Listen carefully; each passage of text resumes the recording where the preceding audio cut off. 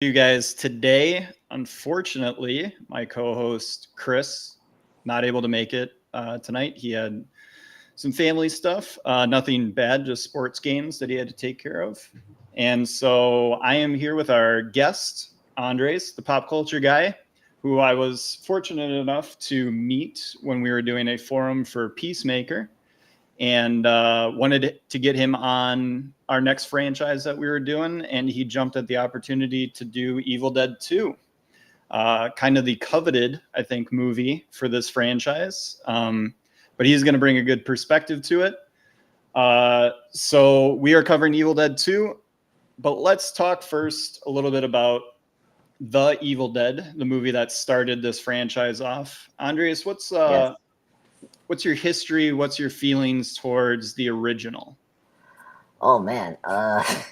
Yeah. This is like the only franchise that I gone like chronically order. So the first time I saw this movie, because I was a young age. I know Sam Raimi because of the Spider-Man films of Toby during the mid 2000s, and so I heard about the Evil Dead franchise. You know how important it is for like the film buffs. You know the film fans and all that. And I saw it, and with one of my friends during high school, and we had like lunch for pizza, and I was like, what the heck? Because I I need to give people context. The movie we're going to review, this is the movie I thought I was going to see with the first one. The Yep. humor, the graphic horror, stuff mixed with comedy as usual with Sam Raimi. But I was surprised that it was such a grounded and darker, film. And it did have funny moments, but like it was so subdued, compared Yeah. to the next installments. So I was shocked about it, and just how crazy it was with the gore, the oh my god, the tree. If oh my god, that was like what the Oh, heck. we talked about the tree. Oh Raimi, yeah, we talked about how Raimi deeply regrets the decision to yes, depict it that way, how he corrects it in this movie that we're going to be talking about, Evil Dead 2. But yeah, it's kind of the black mark on that movie. But it still managed to become this cult classic. yes. Yeah, and I mean, yeah, it's just it shows you why horror is so good as a genre and a good way to start your career because no matter how much money you have, with little resources, you can be still creative and make an impact. I mean, yeah, Evil Dead was not far from Halloween. Yeah, It's like exactly. if so like it just shows how versatile, how versatile horror was as a Yeah. genre. And I mean, Carpenter did the same thing. Like that's where he started with Halloween, very low budget. Basically, find a spooky old house, get a main evil character. Raimi instead goes for the more like out there idea of let's just depict evil by using a camera, Yeah, not have Michael Myers. But yeah, I mean both of the Carpenter's soundtrack for Halloween gets iconic status. I think that the audio and the sound and the music that they add to a lot in post for the Evil Dead is fantastic. And yeah, I think Raimi really showed out on the sound production side because we talked about how most of the audio for that movie was done in post yeah, because all the trying to capture audio on stage like while they were shooting was just impossible and it sounded horrible. So they really made that movie in post. And I think this movie, just learning a little bit more about it, it seems like they had a better idea. They had more money, obviously. They had an actual producer giving them notes and stuff, and was subject to kind of a studio and stuff like that.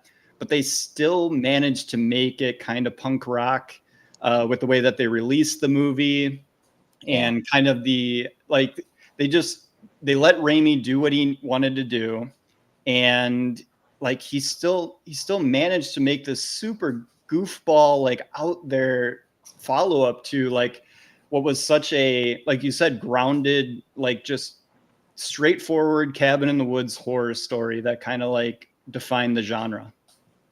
yeah. Um, yeah. it's crazy. I mean, I well, first off, I think the sequel does such a good job of redefining the Evil Dead, like the Deadites and the Necromorph book, the Book of the Dead, Hmm. more like in terms of personality, Yeah. which we'll get into the scene by scene because I was just like that's pure like just Raimi and just the way he just makes it so like oh my god it's crazy and just also Ash that's we need to bring that up because Ash is very different from what he is from the first movie to this and this is the Ash I know. I Yeah, this mean, is Bruce Campbell at his best. Like the yeah. first movie, Chris hadn't seen it for a long time and Hmm. doesn't know Evil Dead 2 super well. So Hmm. he was kind of like, man, this Bruce Campbell guy, like, why do people like him? He's not good at all. And I'm like, it's Yeah. Evil Dead 2. That's why. Because like in the first movie, it's just a group of kids. They're supposed to kind of just be nameless, faceless. There's no heroes, no nothing. And Evil Dead 2, Ash is unequivocally the hero. Yeah. And like obviously they add all the lore to it. Yeah. Like, all this has already happened and been foretold and so forth. But like it is cool that this movie was like, hey, like the first one, it kind of works, it's fine, but I think we need people to cheer for someone the entire movie. And it's kind of hard to cheer for people in the first movie. Yeah, like yeah, it's been a while for me. I saw the like it's been I rewatched this movie. I haven't like rewatched the first one.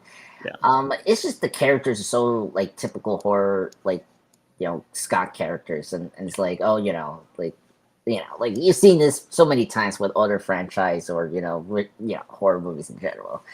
And with Evil Dead 2 and its sequel, I don't want to jump to Army of Darkness, but like uh it does a way better job of making like fun side characters. Me, Jeff.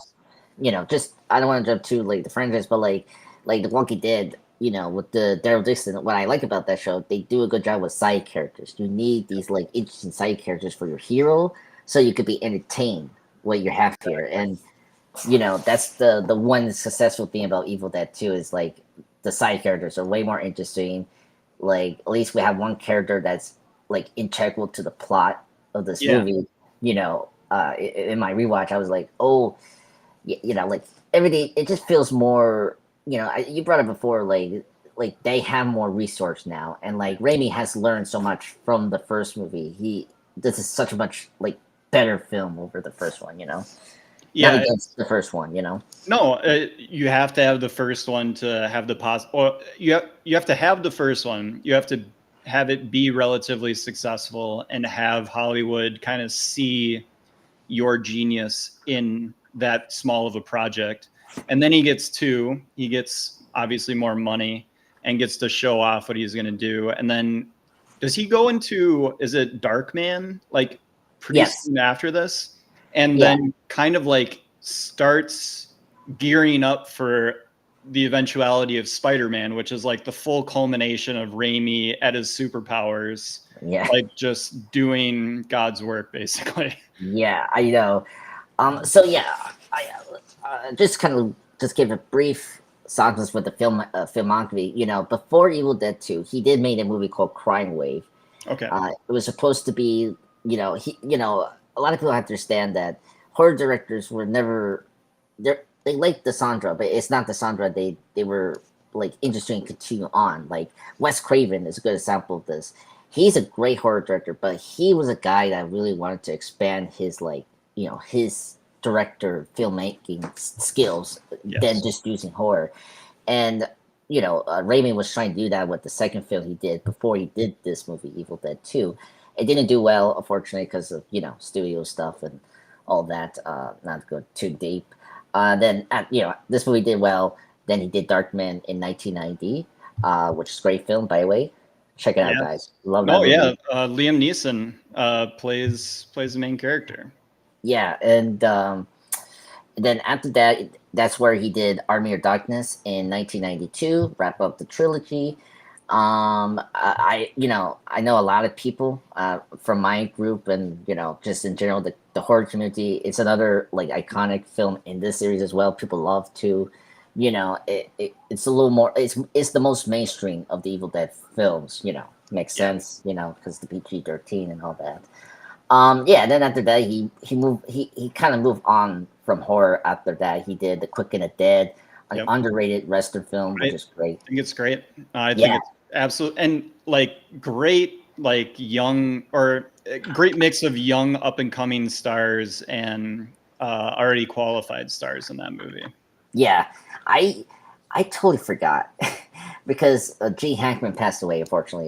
Yes. Rest in peace. I forgot that Leo was in this movie, and I was Yeah, like, a oh, young is it pre-Titanic Leo? yeah, Yeah. yeah, sweet. It's like post Gilbert Grape Yeah, Leo, yeah. And just a fantastic I love westerns, but this is the westerns for people with short attention spans because it's just gunfights basically. yeah, yeah. That's why I love that movie. When I was a kid, I saw this so many times because it's just because Raimi is so good with the editing and like his camera shots. Like that's something we'll talk in this movie. Like he does the Dutch angles and Yep. like the zoom ins, and it's like, oh my god, he's just so good at that. And and then just wrapping up, he did A Simple Plan, a great little drama movie starring the late great Bill Paxton. Yeah.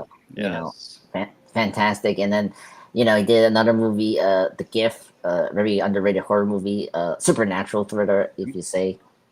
And then he did one more, and then after that he did the Spider-Man trilogy, and he just shows he helped like show that the superhero genre was like legitimately like blockbuster potential. Do you know off the top of your head when Drag Me to Hell was? 2009. It was right after Spider-Man 3. Um, yeah, he did that. That did very well. Yeah. I that movie's also crazy. Another one to review that is funny, but great horror film. And he's doing more producing, but he has done directing things like he did the Oz movie, the Great Powerful in Yeah. 2013. Unfortunately. Yeah, and then he took Alon Blake, and then he came back in the superhero genre, obviously in Doctor Strange 2. Um, Which I enjoy. I like the Doctor Strange movies. I quite yeah, like.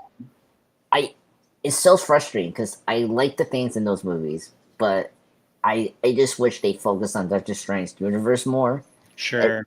Yeah. Instead of just tying into the cinematic universe and the Avengers movies, like Yeah.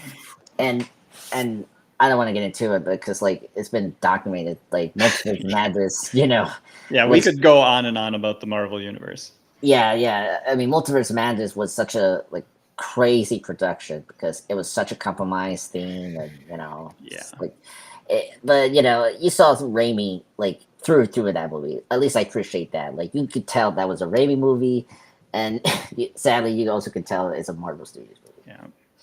And yeah. Oh, All and right. Oh, oh, go ahead. Go no, ahead. sorry. Just briefly, I saw the new trailer for his new movie called Send Help. Very interesting movie. Very excited. Another like thriller movie. Rachel McAdams from the Red Eye movie. If you know her, Okay. she's from the Doctor Strange movies. She's gonna star in that movie, and it's very interesting. So very excited for January 2026. Awesome. Did you catch One Battle After Another? Yes, I did. Did enjoy it? Yes, one of the best. I mean, my third favorite of this year, 2025. Leo Okay. is amazing. So I I'm gonna guess Sinners and Weapons.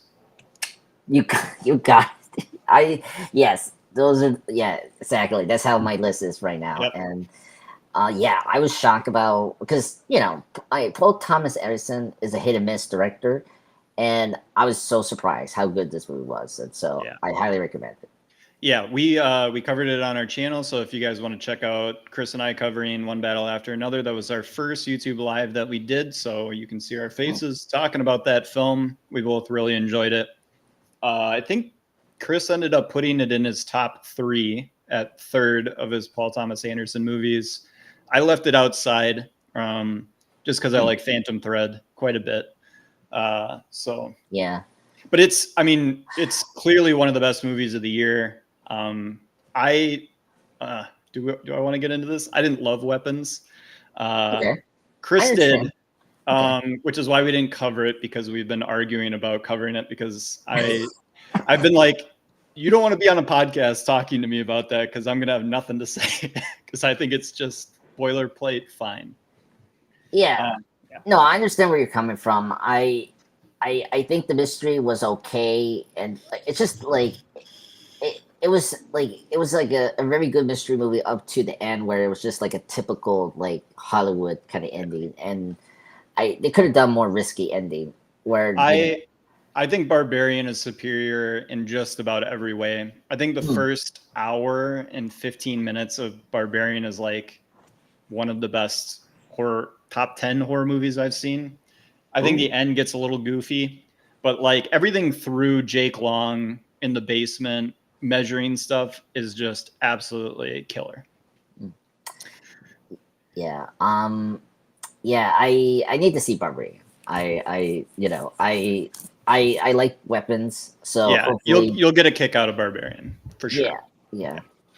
All right, so we are going to try something new here just to kick off the episode, give you guys something to watch along with us. We are going to check out what the Evil Dead trailer looked like in 1987. Here it is. I'll pause it, or you can ask to pause it if there's anything you want to comment on, but here we go.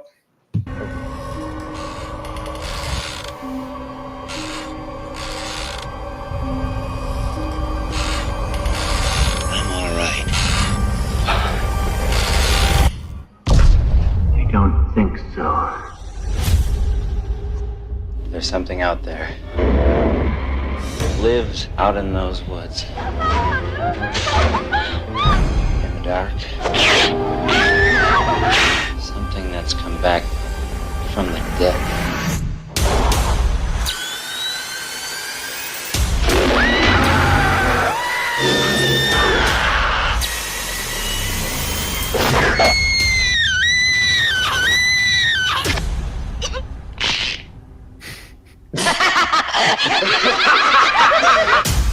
Oh my god.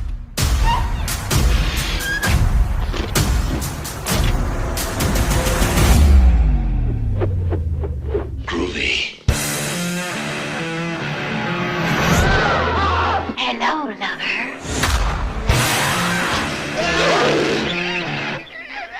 Son of a... I'll swallow your soul. I'll swallow your soul. Swallow this. Pause. I think that's the end of it anyway. Yeah. Absolutely killer trailer. I hadn't seen that. Yeah, it's pretty cool. Something I mean, I know it doesn't really matter, but like it's kind of funny, the title, because famously this movie is called Dead by Dawn, and I that's another big thing about this is like the title. It starts with a subtitle, then the number uno, which is weird.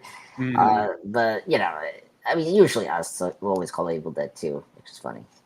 Yeah, I mean, it's such a. I mean, if I've overstated like how important the first movie is, this movie that we're going to be talking about, Evil Dead 2, for all those film nerds out there, this is their movie. The horror nerds, the film nerds, Evil Dead 2 is the movie.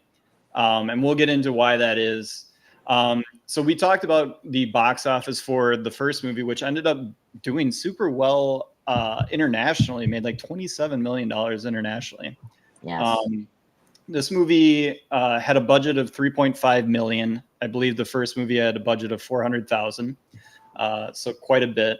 It only made $6 million domestic and worldwide. So didn't do super well on release. But again, this has been reclaimed as one of the best horror movies of all time. Directed by Sam Raimi, co-written by Raimi and Scott Spiegel, who gets a writing credit on it. And then the famous producer Dino De Laurentiis is the man that was kind of maneuvering the ship for Raimi in the public. Yeah. And he's quite a character. Yeah, very important film producer. Yeah. I mean, he's the one that helped bring Dune to the big screen. Did he do Conan too? Conan the Barbarian? Yes. Yeah. Yes, he That did was that. kind of his huge thing, swords and chicks. Yeah, and well, he also did the live action remake of King Kong in the 70s with Jeff Bridges. He's a very prolific, producer. Yes, he did, had a lot of misses with the films, but he did help a lot to bring in the best like filmmaker and actor in the business. I mean, he helped David Lynch's career. Like after Dune didn't do well, he's like, look, let me help you produce your film, which was Blue Velvet, which was a huge, big movie in 1986. And I love that movie too. Yeah, I absolutely adore that movie. I love that movie. Yeah, and of course, when Evil Dead came out, he loved that movie. Everyone loved that movie, and so he helped Raimi and everyone to like get like funding for the film. He also had, I think, Universal to jump into this production that explains like for Army of Darkness in 1992. So like he helped a lot to like get this production up and running. Well, and he also helped, as producers often do, of pointing Raimi in the right direction. It sounded like Raimi wanted more of Army of Darkness in this movie, and to have it be more epic, more broad, and all that sort of stuff. And De Laurentiis was like, just remake the first one with extra money. You can throw your goofy, third movie into the end of this thing, do whatever. You don't have funding for that movie, by the way. You have funding for this movie. So if you want to throw a teaser, go ahead, but you're going to have to find funding for that movie. Fortunately, this movie was successful enough that Army of Darkness was made.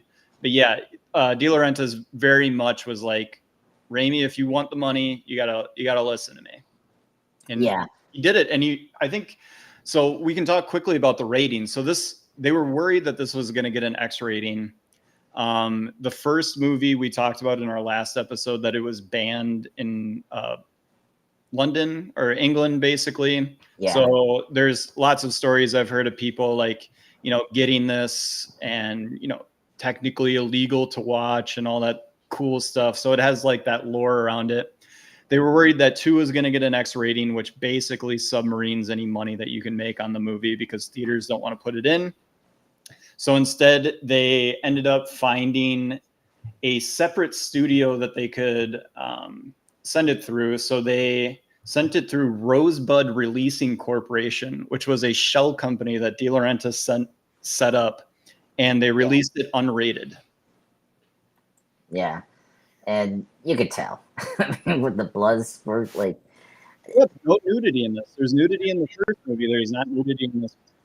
Yeah, I'm not surprised. I think Sam Raimi, he's not that kind of director. Very like he's not crass really. There's not even that many F-bombs in this movie. There's way more swearing in the first movie. Yeah, I mean, it just shows you just like how Raimi is a director. He's not that type of director that like is like cursing or like in general. He's not that person, because a lot of people have to understand like the reason why the Evil Dead, the first one, was getting like that kind of reception because there was this weird like, of course the like America is so weird with this like the horror films in general during that time. That was called the Video Nasty because of the increase of movies with all the because of Halloween. It was like there was a formula now where sex, drugs, violence, and like murder, and and of course Friday the 13th made that even more popular, and then like we got so many copies and like even oh my god, like underground, like independent ones that oh my god, just when The Exorcist comes out in what, like 1974, and then everyone every horror movie after that has to live up to The Exorcist, you're like, how much crazier can I get than your mother sucks cocks in hell? Like, what do I need to put into my movie to make it edgier? Oh my god, I know. I'm trying to. I think the 90s. I don't know. Like nothing really comes that close. Except for Jaws. Like Jaws had moments where I'm like, oh my god, like the head coming out from the bolt. I was like, okay, that. Like, I don't know. And then so getting back to Evil Dead 2, late 80s, so 87 is when this came out. 82 is when the first one came out. And we're getting closer to the 90s horror.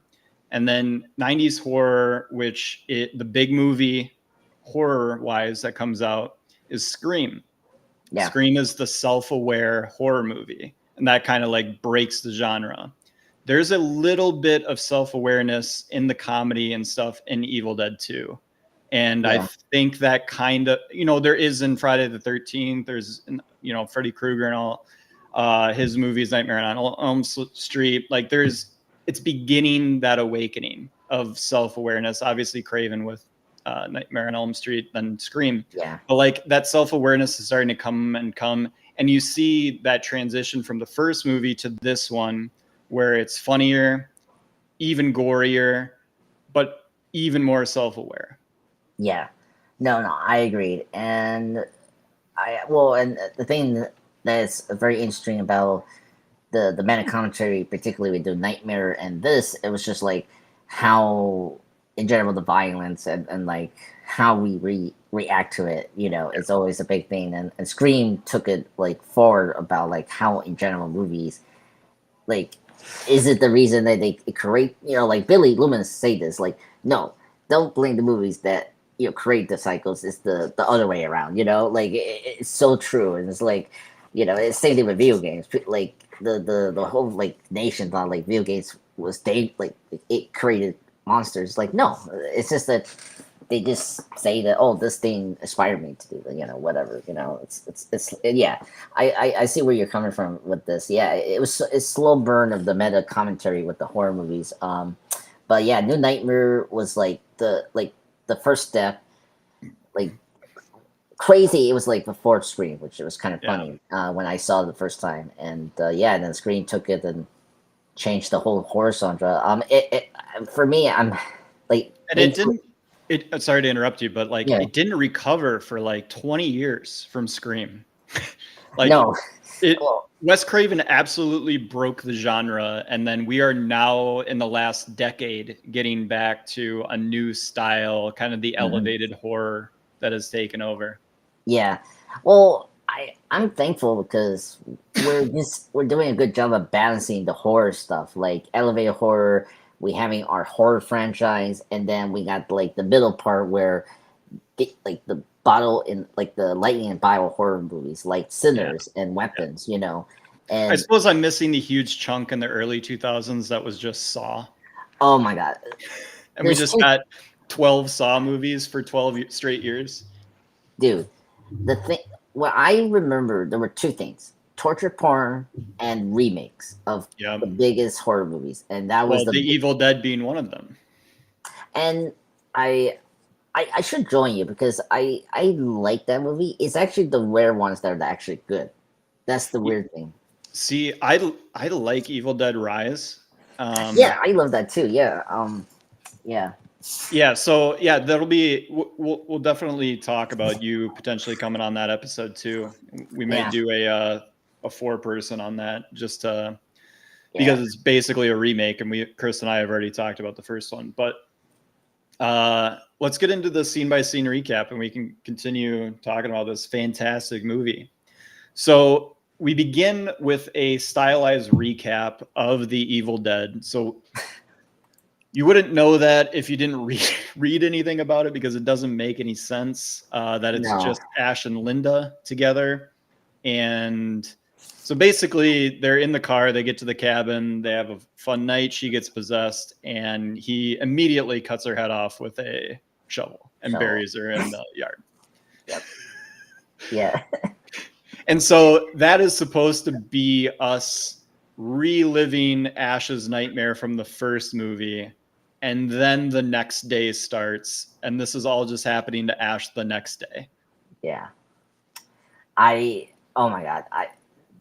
First off, if you haven't seen this film franchise, like, just to give a very quick thing, this franchise is notorious with continuity. Like, this, because the reason they're doing this because they Raimi and the producer, his good friend producer, didn't have the rights of the first film apparently. Yep.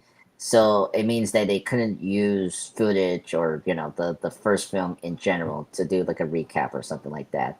So this is why we got this like meaty remake of the first film. Uh, I am I rewatching it. I am very impressed how good that he did it, like just seamlessly, and also set up the tone. What kind of movie we're watching. That's the good thing of Yes, exactly. like that's the one thing that Raimi does well is like he sets you right in the mood and the tone, what kind of film you're getting, and like from the beginning you're in the Evil Dead right away. Like per Raimi, like ism and like is like so much different than the first movie, obviously because the money, but also because Raimi like really injects his personality and like his love of cinema into this movie. Because if you know him, he loves the Three Stooges and the Yeah. like the old classic like slapstick stuff, and you see it in this film. And this Yeah, and beginning, like prop falls and all that, yeah, like physical comedy shit. yeah, exactly. And yeah, you totally see that in this few minutes of the beginning, which is really great. And yeah, and I just like classic sequels, like jumping in, because this kind of happened with Halloween 2. Like you're already like starting from like what you left off from the beginning. So that's good. And it's like, okay, we're like off the rails, which is great. And yeah, and I like the new addition to the lore, like because before the remake of the Evil Dead, like we got the brief like description of the Book of the Dead, what it's about. Like we don't know who wrote it, but if you watch the TV show, but like um but even that does not connect it, but whatever. Yeah. But Yeah. Not canon not technically. not canon, but like this that like short like introduction of like what the Book of the Dead is really cool and like No, sets it. that's what this movie does. And you talked about it before. It gives us more in-depth backstories to other characters. Like we don't really get any more backstory on Ash because we don't really need to. We already know who he No, is. We saw yeah, him in the last movie, but they got to fill in. And Raimi actually takes his time at the beginning of the movie. Actually, is willing to cut away from the cabin, action going on at the cabin to establish backstory. So that when he brings those extra characters into the world that we know, we have an idea of what they're going to act like, be like, what their stakes are and stuff like that.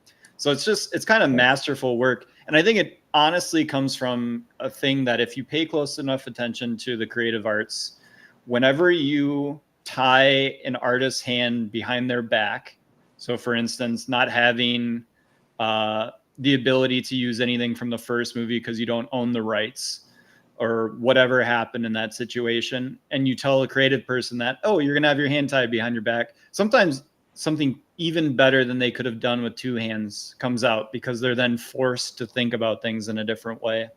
And I think that this forced Raimi to cut down on the amount of characters he had initially, basically tell Bruce Campbell, you have to be what the camera's looking at in these shots. So you got to go full cheese ball. And then just quickly gets into what we're going to be sitting with for the rest of the movie. And it's masterfully done, because this could be having to re-go through something from the first movie for the first 20 minutes.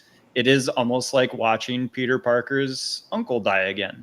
Like, we've done this. Or watching Batman's parents get shot again. We've done this.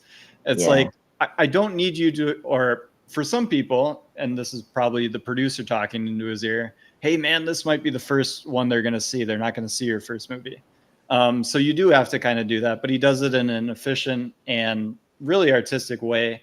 I love that he sets up the comedy immediately with the wife dancing with her head off. Oh my God. After Bruce Campbell gets back to the cabin, after he gets thrown at like 500 miles an hour into a tree. Yeah. Oh my God. And yeah, oh my God, that was so crazy. Well, you don't know what's happening. Like, and he obviously gets possessed. So you're like, what is going to happen? Like, is he just going to be a monster the entire movie? Like, this is our main guy. Yeah. And then all of a sudden, like, he reverts back and then he sleeps.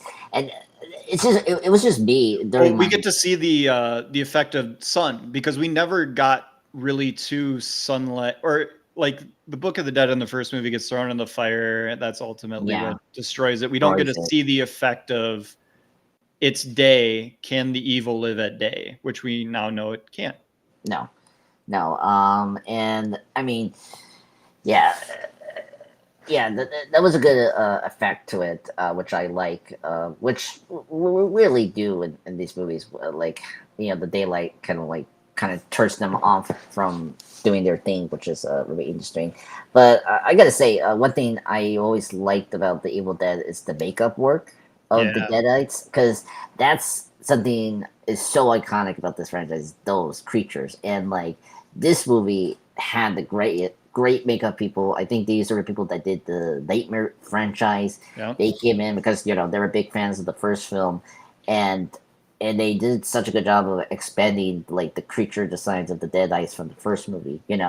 And the Ash, Princess is so iconic, and it's like, oh my gosh, the outfit. We'll get into it, but everything that they strap onto this guy and take off of him and rip and bloody up and all that, like it's just perfect.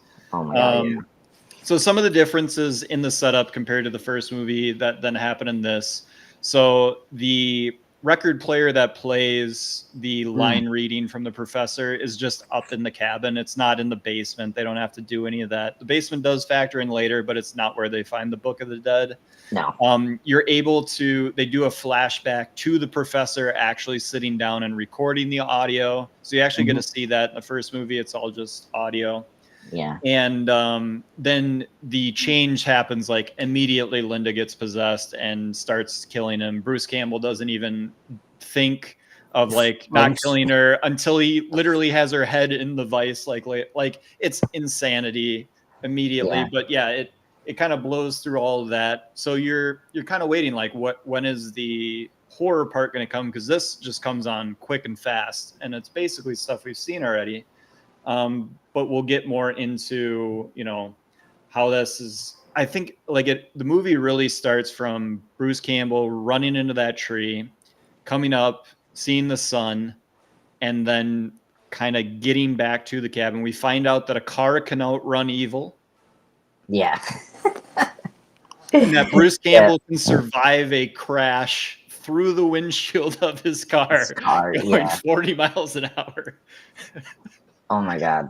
By the way, the famous Sam Raimi car is here, which we had to bring out. It's always in his films, and it's in the Spider-Man trilogy. Yellow. Yeah. That car gets destroyed in this movie completely. I'm like, oh my god, what is so like what is with you, Raimi, with this car? Like, is this something bad to you? Him surviving from that crash is kind of crazy. But the thing that we'll get it. The thing that I appreciate about this, and with the Linda Deadite, is you already see the personality of the spirits, right through. Because in the first movie, it was so like dead serious, like very like traditional, like exorcist procession, right? Yeah. Here it's a little different because they have full personalities, like. When the headless Linda is trying to trick, biting his hand. Yeah. And they can't help but act like a couple, even while that's happening. Like they're like bickering, and Ash is like, "Get off of me, you annoying! Like, what are you doing?" Yeah. Oh my god, him just trying to get it off his head is so funny. It took like 30 or like 20 or 30 minutes to get it out. Forever. Yeah. He finally gets. He's like, "Oh, work shed." And then he goes back in there, finds the vice, and sticks her head in the vice, and then looks up and sees the outline drawing like it's Black Ops zombies with the gun on the wall. Oh my god, the chainsaw! Unbelievable. And I love. He just looks up and goes, "Chainsaw." So it's just like, yes, I need that. Perfect way to kill the headless one, and then the dead body comes out. I was like, oh my god, and oh my god, the blood splatter when he, the chainsaw goes into the body and it like splats the black goo or like blood. I'm like, oh my god, all the different colors of internal liquid. Oh my god, it I just love this movie because it gets crazier and crazier, and like how how preposterous it really gets. Like we'll get into the guy that who's like Bobby Joe's boyfriend, where he gets killed. It's so like, oh my Jake. god, That guy, Jake, yeah, thank you. Jake. Yeah. Oh my god. You guys, like, What is Yeah. Jake's job? If you were to hazard a guess, it does not. He appears to be driving a tow truck, but why would they ask a tow truck man to go check on a bridge that has been destroyed? I have a feeling he's a half tow trucker / construction worker. That's He's just my a theory. handyman of the town. Yeah, like we get Also, who phoned that in? Who went? Yeah. It was like, oh yeah, I also wanted to go to this cabin this cabin. that Yeah, apparently is on a woods that's on an island yeah, and only accessed by one bridge, but Yeah. and a secret pass. yeah, and it's like a patch away. You know, that was just like wow. How'd Yeah, you 'cause- feel about Bobby Joe having chewing tobacco and spitting when you first get introduced to Bobby Joe? The beautiful Bobby Joe. Oh my god, she's amazing. Love her. I also set that up. Do you know the fun fact about who was supposed to be playing her? Oh, I think I forgot. Was it it was one of Sam Raimi's friend, or Yes, friend Holly Hunter. Yes, I remember. Holly that. Hunter could have been in this movie. De Laurentiis said, "Not hot enough. Get someone hotter," and turns down future Academy Award winning Holly Hunter. Yeah, it's crazy. And no, junk, Sam. Get her out of my movie. Yeah, that is crazy. Yeah, I totally forgot about that trivia. Because Raimi is very close with very famous people. Like he knows the Coen brothers. Yeah. This movie, if you look at the production, people that worked on the production of this film, and then look at their IMDb's, like they just went on to work on every movie that you've ever loved for the next 30 years. Yes. Yeah, I know. I brought up the makeup people that did the Nightmare Elm Street makeup. They came here. They did such a good job with that. And then I think the film, no, not this film, but the first film of the Evil Dead, the Coen brothers were involved in that movie, which is crazy. I think the editing or something like that. Yeah, so it's the big names from the effects crew were Mark Shostrom, Greg Nicotero, and Robert Kurtzman and Howard Berger. Who, again, if you just go to those guys' IMDb's, they've just worked on every movie that you like. Yeah, I mean Nicotero specifically, people know him as the guy that did The Walking Dead. He was already famous after doing the Day of the Dead George Romero film, classic one. Love that movie. He did a really good job. That's a fantastic film. Yeah. The opening is fantastic. Like very well paced. Love the introduction of Ash and this whole remake. I agree with you. Look, that you think it'll be cynical to like do it, but like Raimi does it in a way that's so like affection and like he just amps up his style more. This time around. He just has to do it. So we get some backstory with the new group that's going to arrive. We've got Annie, Jake, and Bobby Joe that are going to be joining this madness. Annie has a friend named Ed that also comes along. She meets him at an airport, and she has recently come back from wherever land and brought some extra pages from the Necronomicon to bring back to her father, who has had this book and has been studying it and stuff. She obviously knows the language too. This Ed guy meets her at the airport. It's like, we're going right to your father's cabin. It's an hour away.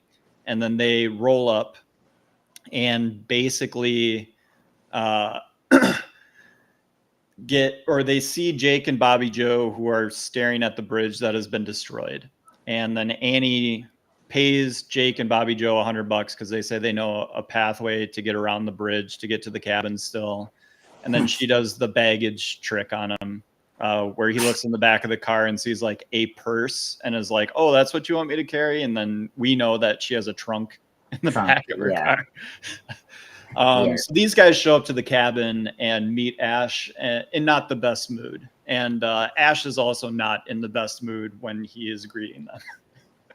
Yeah.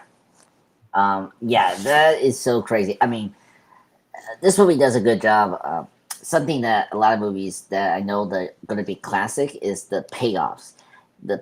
Setting up and paying off later is so good. And that, you brought up the suitcase thing, like such a great setup and payoff of a gag that you didn't expect. That was going to happen. Like when I saw that first time, the big logic, I was like, what she has there? And then when Jake saw the bag, and it's almost like a Naked Gun or Airplane joke. Yeah. Ash has been, he's been going crazy. He finds a shotgun and he's been using that to, patrol the house. I mentioned this in the first movie. I love how the cabin looks so plain and simple and small. But then when Raimi's shooting inside of it, it's like a labyrinth. You never know how far it's actually going. When he's doing the incredible shot of following him through all the doors with Evil chasing it. Yeah. Just absolutely incredible. But you have no idea how that cabin works on the inside, how big it is. And then they go down into the cellar at the end of the movie and it's like huge and expansive and all these noises are coming from everywhere. You're like, how big is this place?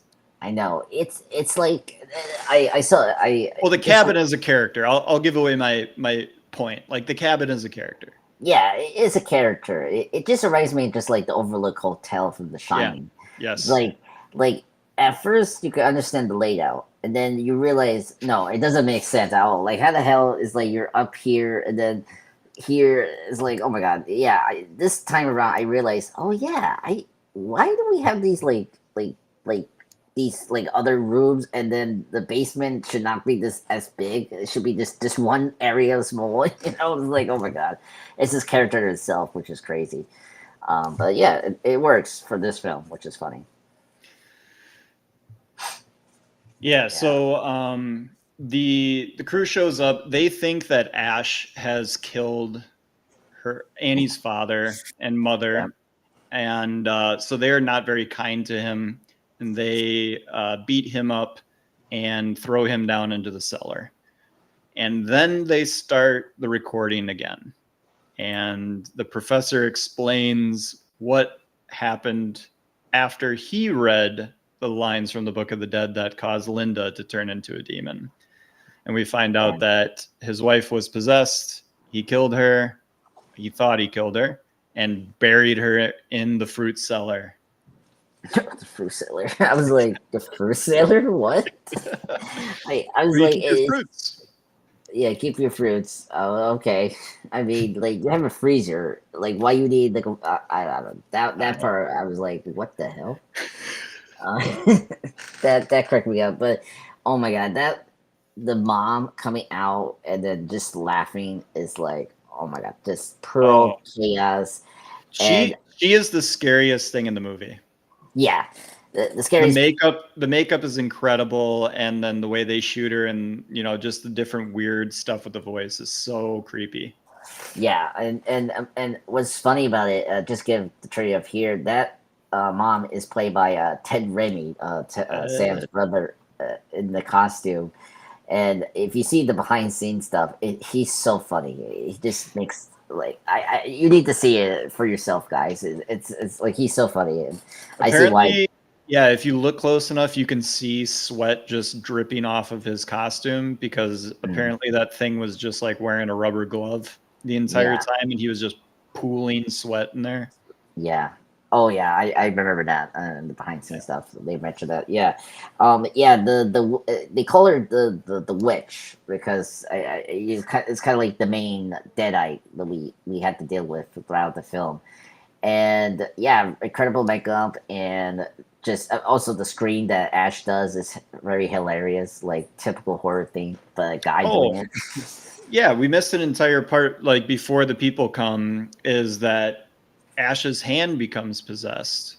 Yes. This is my favorite part of the movie. Like I'll give it away. This is my favorite part of the movie. I love this so much. Ash versus his hand, and just all of the gags, all of the little jokes, like him punching himself, the hand dragging his The body, knocked yes. out body towards the knife. Like Oh it's my so God. funny. Yeah, and the cherry chop to it is that you can hear noises from the hand, Yeah. like you know They're that. like, You know, like when he does the walking, I'm like, oh my God. And then of course the iconic moment is him cutting the hand. It's like the so best like shot in the movie. It's yeah, incredible. who's laughing now? And then he's just Just the spray is so perfect in the face. yeah. And Yeah, then it's really you get good. that Dutch angle quick zoom into, and the Bruce Campbell does the face Yeah. that we saw in the trailer. But like it's so iconic. It's so cool. And it comes off of literally like 5 minutes of just gag comedy. Like it's just Yeah. telling Bruce Campbell, hey, what if you had a hand that was trying to kill you? To kill you, yeah. And and then the thing like could be itself like the thing from Adam's family. Like I wonder if they took this idea, because I never thought about this now, is like did they took this hand as an inspiration to get Thane as like just his like own like self-aware creature, you know? I don't know what came first, Adam's family or this, but you know, Well, somebody had a great idea. yeah, so like What was the TV show in like the 60s, yeah. 60s? But in the movies, when the movies came out in the 90s, the thing wasn't in a box like in the TV show. It was now it was actually out and about doing like stuff. out and about, you know, and same thing with the TV show on Netflix. But yeah. I did want to ask, are you a board game guy? I try. I fail. Have you ever played Haunting at Hill House? I heard of it, but I haven't played that. I'm sorry. So it's one of those games where it's a lot of like dice. It's trying to be like an RPG game in board game form, but you essentially go into a haunted house and you build the house around you. Ooh. Each move, and different things happen as you build the house. A lot of the stuff that happens in the haunted house is pulled directly from Evil Dead 2. Oh, really? Oh. So like there's you get a possessed hand if you pull a certain card. There's like rooms that seem larger than they actually are, and like it's super fun if you can get a group of like horror fans around, because one of the characters you can play is basically Ash.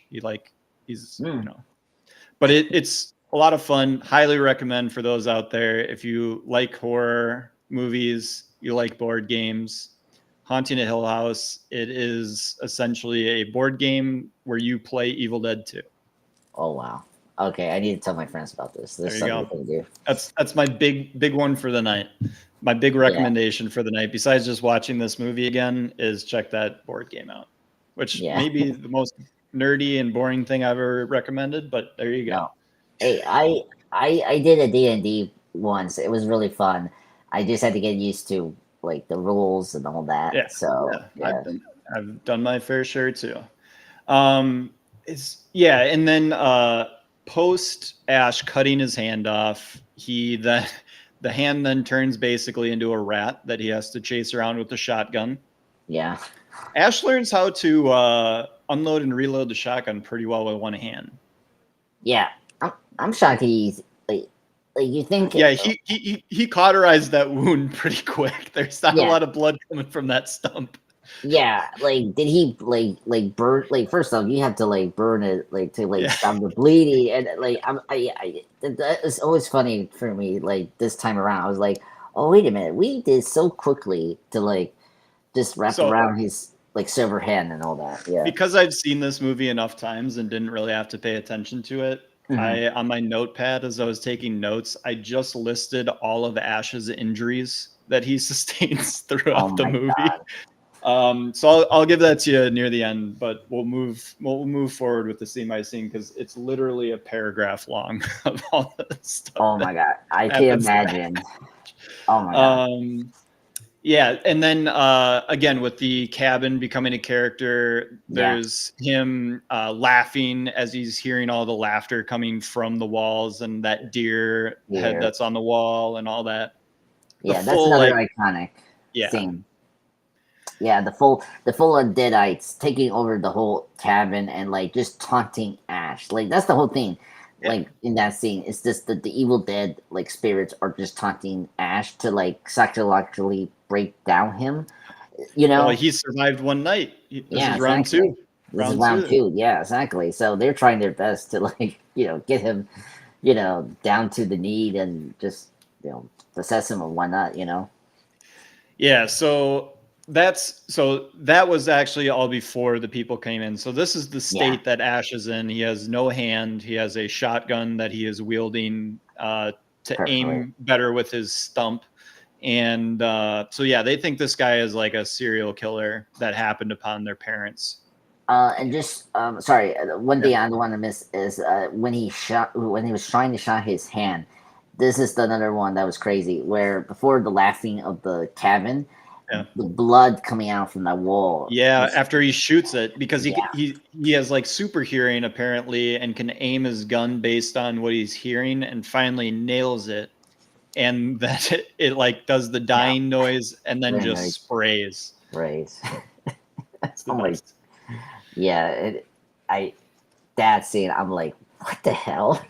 Spilling blood at him, and then it reversed back. I'm like, wow. So then we get Ed, Jake, Annie, and Bobby Joe show Mhm. up. They think Ash is a serial killer. They lock him in the cellar. They find out about the mom. The mom comes to life, and Ash is like, "Get me out of here!" And so they eventually get him up and realize that it's not Ash; it's the demons that are possessing people that are what really is the problem.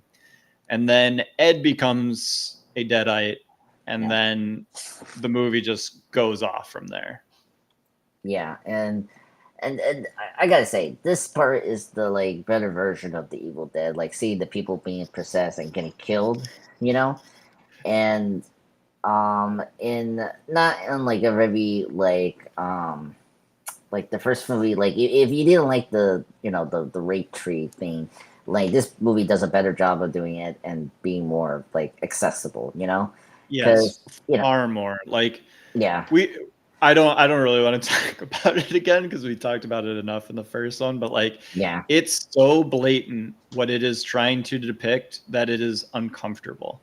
yeah. I was just shocked. I Like It's the like fourth time I've seen it, Andres, and I was still like, what? How did this end up in this movie? Who watched it and was like, yeah, Raimi, keep that. Yeah, I That's know. Yeah, but unfortunately, that was the thing during that time. Is like you could just get away and like do these crazy things that you like people were shocked about, and that was the point of that like early like '80s. It's like shocked people. I was like, oh my god. that is not true, Chris. If you're watching our chat, Chris is messaging saying that I love that scene. I did not love that scene. I didn't. No, no one. No one It's loves not my that scene. favorite. No, it's not my favorite scene. And I, I don't know. Like, I don't want to talk it too much, but like, did the Evil Dead remake did something with it, or like, I don't know. Like, I mean, Yeah, I haven't seen that one, to okay, be yeah, me frank. too. I just, So I will be interested to see how that gets done in that, because it is supposed to be basically a shot for shot remake. yeah, it's just to give people, like, shots by shot, but with different characters. Because Yeah, yeah, Ash is not in it, which is yeah, it's a good decision they did there. yeah, yeah. You Um, have to, because Ash has to stay in his trilogy. He has his trilogy. yeah, exactly. But yeah, I think this part is like where the movie like does such a like great job of like giving us good side characters. I'm very into like very sympathetic to Annie as a character. She's a good final girl. Like you understand Yeah, I thought the actress was fantastic. I was looking up other stuff that she was in, and it's not much. Same with the girl that plays Bobby Joe, like mostly just soap operas and bit spots here and there. But like, I thought the girl that played Annie was fantastic. If I can, Sarah Berry.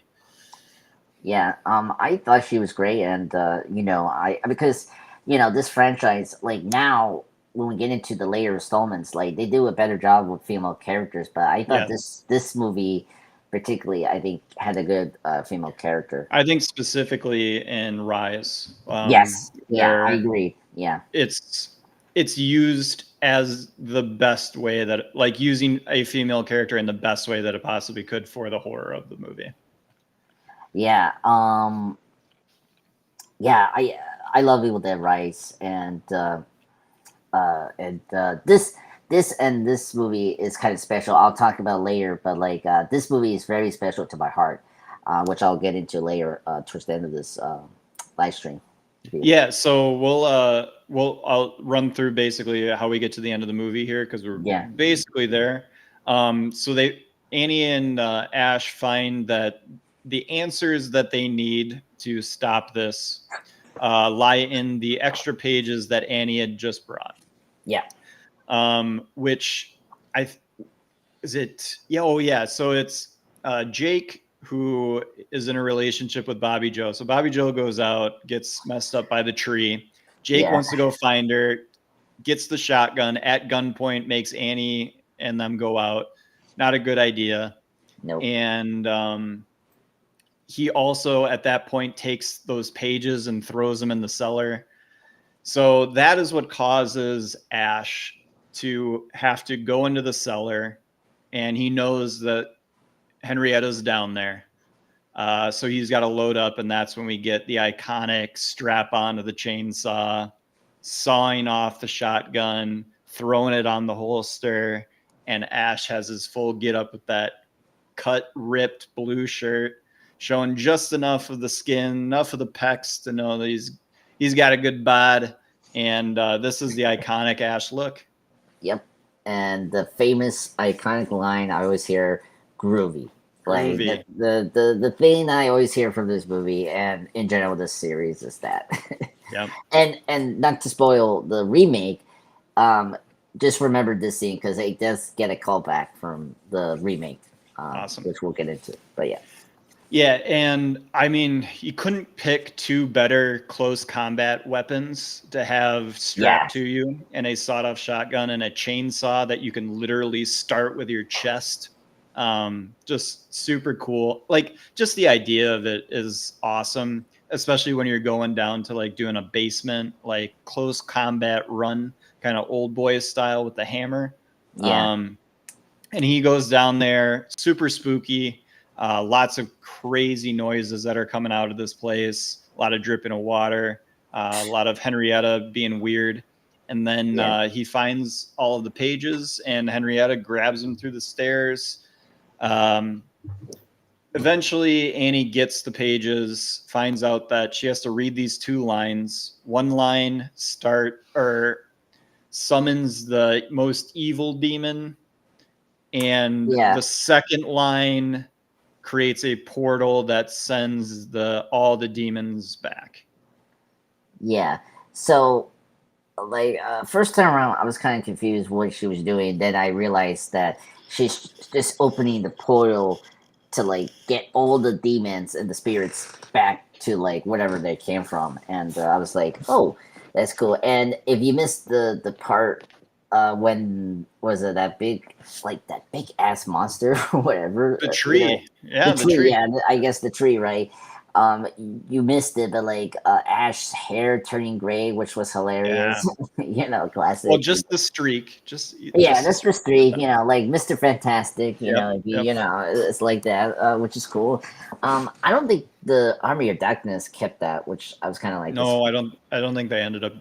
No, because I remember watching it this time. I'm like, oh yeah, the gray streak. Yeah, because you just don't see it again. No, we just want to keep Ash very handsome and as handsome as he can be. Which isn't tough for Bruce Campbell. He's a good looking fella. Yeah, exactly. Yeah, the theme song here is. I think if I was listening well, I believe all that Annie did was say the first line forwards, and then Yeah, she says the same line just in reverse order. yeah, that's what she did. Yeah. Yeah, pretty cool. And I Actually. do like that the second word is like one that we know because it's basically Nosferatu. That's right too. Yeah, I'm like, what language did you make up, Raimi? yeah, That doesn't make any yeah. sense. I'm always impressed how they make up these words, and it's like no, they just like made it up in the day Yeah, or like they're, in the fly. they're no Yeah. Tolkien and who like wrote Elvish before he even wrote the Oh Lord of the yeah, Rings. the Marines. Yep. Because he was like a professor of language, and so he just knew how to put together languages. So he just put together Elvish in his spare time. Jesus Christ, I didn't even know that. Yeah, I just Tolkien is a super genius. yeah, I know he was like a high, like a very high educated person, but I didn't know he was like professor of language. Oh my god, that's funny. Oh yeah, him and C.S. Lewis used to just have walks and talk about shit together. Like, Yeah, just that part. imagine those two minds, literary minds, just bouncing ideas off of each other. Yeah, Also, I believe one an atheist, the other eventually a Christian. yeah, yeah. So That yeah, well, and Tolkien with all of the experience he had from World War I that he's putting into those, like, we will eventually, guys, do a Lord of the Rings franchise show. So we'll get to even more of that later on. I could talk yeah. about Tolkien and Lord of the Rings forever. No, I gotta imagine. Just Wi-Fi, folks. I'm a Chronicles of Narnia fan.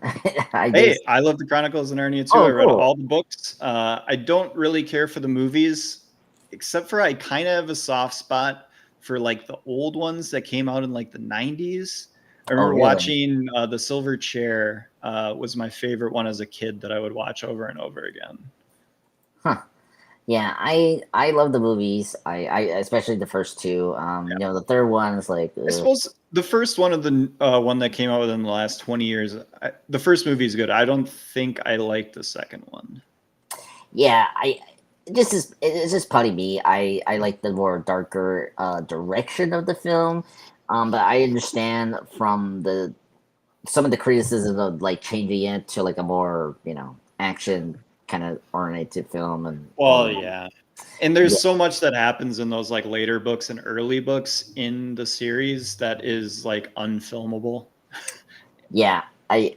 So I you remember. can't really like do the whole story. You can really only pick parts of the stories. Yeah, no. I'm very curious. Just wrapping up, but just curious what Garrett Gerwig is doing with this new adaptation in Netflix because I just love her film and love that universe of fantasy. So I'm very curious what. I'm pretty pissed off about it. I mean, I hope she Mm, does a fantastic job, but I was hoping she would use the success of Barbie to do something like more personal, like Lady Bird again, yeah, because I yeah, love Lady Bird so much, and I think like it's her best movie in my opinion. And I was hoping she would get back to that, and then to go from Barbie, which I thought is fine. It's a great movie, does what it's supposed to do. And I'm like, just go do something. And then Chronicles of Narnia. I'm like, all right, well, yeah. I like the story. I just wish it was someone not as talented as you doing it. Yeah, I I can understand. My favorite film from her is Little Woman, that new version from Yeah. 2019. Yes. That was a good one. I did like Barbie, but I'm a Nolan fan, so I prefer Oppenheimer. No offense, Yeah, for sure. I decided the Barbie Hammer event. So, I but I weighed my vote in that direction too. yeah, so but I thought it was such a fun movie. Just like something that like we really need now in cinemas, and like it's just annoying that Hollywood is just not taking the risk, like they're supposed to be doing before. And it was great to see that both Oppenheimer and Barbie did so well, and Yeah, it helped, especially movies in theaters, yeah, more yeah, than we're probably going to realize. We'll look back in a decade and be like, wow, that really was the turning point. yeah. Exactly. Hopefully. Yep. So yeah, the end of this film, Annie's able to get that portal going, things get sucked out, and Bruce Campbell eventually too gets sucked out. Annie is stabbed in the back tragically, and in her dying words, she says the last lines to banish them to the other realm. Bruce Campbell gets sucked through and lands, and Army of Darkness is starting up. If you did not realize that there is a third movie to this, you would be like, what the hell is going on in this movie? And I think it's even funnier that they literally do a spoiler to it. In the Necronomicon, you see a picture of Ash being, glorified by the knights all around him. Yeah. By the way, Andy realizes that, and then you get the iconic image of him yelling. No, which is sad because he's been through a lot of shit, and that is the breaking point of oh my god, this guy is. Speaking of going through shit, Andres, thank you for setting me up. So here is awesome. All of the injuries that Ash sustains that I caught. I'm sure there's more. It begins with being thrown at high speed into a tree. He is then partially drowned. I know he probably has turned into a demon by then, but partially drowned. He is possessed. He is then thrown through a car window at about 40 to 50 miles an hour. He is then hit in the head by a 2x4 about 6 times as he's getting whacked. And he gets bit on the hand by his ex, or I suppose she's still his girlfriend, but ex-alive girlfriend. Yeah. Where are we here? Bit on the hand. He is choked by his own reflection. So that's a tough beat. He is clawed in the face by his own hand. Oh. He is punched by his own hand multiple times. He has multiple dishes broken over his head by his own hand. He then stabs his own hand. He then cuts off his own hand with a chainsaw. He is blasted by blood at such a degree that he is thrown through a wall. He is punched twice by the tow truck guy, Jake, when he enters into the home and thinks that he's killed the parents. He then has his foot bitten before he does the suck on this to the monster. That's, I suck your soul, I suck your soul. Yeah, swallow it. Swallow and then it. Bam. Yeah, and then bam. Swallow your soul. Yeah. And then you had brought up David Lynch. This is a huge callback to 40 minutes ago, but you had talked about David Lynch with De Laurentiis. I noted in my notes, I just saw this, that the old lady, Henrietta, looks like Baron Harkonnen in David Lynch's Dune. Yes, I was and then even today. Flying around like him too. Oh my god, I had the same exact thing. I was like, oh my god, this is very Andres. I when I was rewatching it today for this live stream review, I was like, wait a minute, is this too convenient? Like, is this the Harkonnen, villain from Dune? And I was like, oh my god, and then it's flying, and of course it's fat, Yes, what the hell? It's exactly the same. It's just Baron Harkonnen. Yeah. You guys, you people out there, if you never watched David Lynch's Dune, you have been spoiled with these most recent Dune movies, which are fantastic. Yes, absolutely killer. Really fantastic.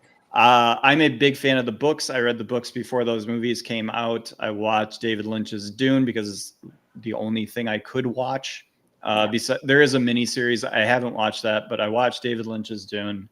Baron Harkonnen is an absolute just weird character. Like, after reading the book, having an idea of what I think Baron Harkonnen is, what he does, what his whole vibe is, and how he moves around the world, and then you watch David Lynch's Dune, and you're like, what the hell did he do? Yeah. I hate David Lynch's Dune. I can appreciate certain bits of it, but as a fan of the books, I think he absolutely botches and destroys trying to turn it all into one movie, tell the entire story in one movie. I know there was constraints or whatever. He botched it. He knows he botched it. And I'm so happy that we have the Villeneuve stuff to just erase that from our memories. Yeah, and of course, yeah, I completely agreed. I mean, it's a very flawed movie. I mean, the production design is so good on the 1984 classic, but yeah, a very flawed movie. But that's about it. That Yeah. and shoot, all my Dune fans are gonna hate me for this because I have forgotten the specific name of the creatures that pilot the ships at light speed. But we don't see those until the second of Villeneuve's movie. Yes, part 2. But that was apparently like Lynch was like, I'm putting those guys in. And they're like the opening of David Lynch's Dune. You see them and you're like, what a crazy way to just throw people in the deep end of this story. Yeah, I think that's why the new ones work. I mean, it takes Frank Herbert like 27 pages to explain how hyperspace travel works in the book. And Lynch is like, I can get that in 5 minutes. 5 minutes, oh my God. Yeah. I don't know if you're a Dune reader, but no. I personally think that the first Dune book, just called Dune, is the best sci-fi book ever written. I think it's the greatest world ever written. I think it's the greatest sci-fi story ever written. The story of Muad'Dib. Yes. It's just, if you're ready for it, it is an advanced reading level. But if you're ready for it, it is unbelievable stuff. Read the books, the movies. The new ones are great. They don't do it justice still. Yeah. No. I'm mostly a movie fan of the Dune than the books. I recently got into the series with the MCU Bleeding Edge because we had to review it, and the new show that came out like last year. So I really like it. Yeah. I really like the 2 parts. They're amazing. I love the Dennis Deville, great director. I love Sicario, and Sicario rules. Oh yeah, it totally rules. My favorite of his is Arrival. Again, sci-fi. Probably I would have been my pick for Best Picture that year. Amy Adams is fantastic, and Jeremy Renner's fantastic, and just one of the best stories ever told. Yeah, I hated that they didn't nominate her for Arrival. That really annoyed me. Prisoners are. It's that or Prisoners for me. Yeah, I would say it's either Sicario or Arrival for my favorite Villeneuve. But Sicario is just Sicario, and this is how crazy of a guy I am, Andres. Sicario is like a feel-good movie for me. Like if I'm having a long day and I can't figure out what I want to throw on at night, I'm probably gonna put Sicario on. And there's just something about that scene when they're at the border crossing and they're out of the cars and like peering, like all the tents. Oh, it's so good. I love it. Yeah. Oh my God. Roger Dickens, great cinematographer. He does such a good job with that. Yeah. And that's Taylor Sheridan who wrote it, who is of Yellowstone fame. Yeah. Also did a incredible movie where he wrote and directed Hell or High Water. Yeah, another great movie. Wind River. Great film. Jeremy Renner. Yep. Love that movie. I think everyone should watch that. That was good. Yeah. Not only a good movie, also an important movie because of the missing Native American women. That is like a pandemic. If you want to talk about pandemics in this country, missing Native American women that are more than likely dead and just was never reported. It's a big thing. I've listened to many podcasts on it. Like, it's horrible. And that movie is all about that. And Taylor Sheridan knows that area of Montana super well. Obviously, he made Yellowstone basically on his ranch in Montana. So he knows the area. It's a really good Montana story and a very good Native American story too. Yeah. Speaking of Yellowstone, me and my mom had watched the whole series, and they actually, one of the episodes they dealt with that storyline where the missing India woman and all that, and it was good that they did that. Yep, love it. Anything else on Evil Dead 2, Andres? Yeah. What was gonna say? I was thinking. Oh, um, Oh, you were talking about how important this was to you the first time you saw it. yes. So, if you guys know me from the MC Blade, I brought this up before. When I first joined them, my dad passed away like a couple years ago. Sorry. Yeah. In the year 2022, for Halloween, I saw this movie for the first time with him, and it was a really good moment. And I always just remember this movie so fondly. We, spent the Halloween night watching this movie. I never saw the Evil Dead 2, just heard things about it, saw some clips, but that's it. But because my dad was kind of sick, we kind of just put on some popcorn and saw this movie, which was really great. One of the great experience spending my dad, and so I really cherish this movie. Was he a big movie guy too? He was a very casual guy. He loved horror movies.